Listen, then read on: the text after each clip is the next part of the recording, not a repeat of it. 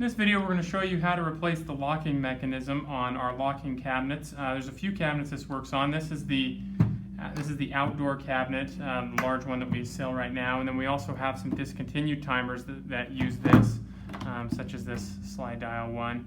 Process is the same for either, so let me just show you how that's done. The old lock and key is here, and the way you release that is by pulling up there. On that, so to open the door, and then the old lock mechanism just slides out, and the new lock mechanism would just slide in like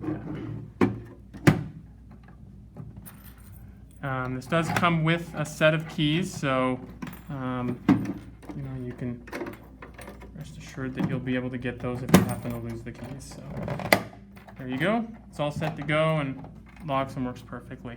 If you have any questions about this, let us know in the comments and we'll be happy to help you.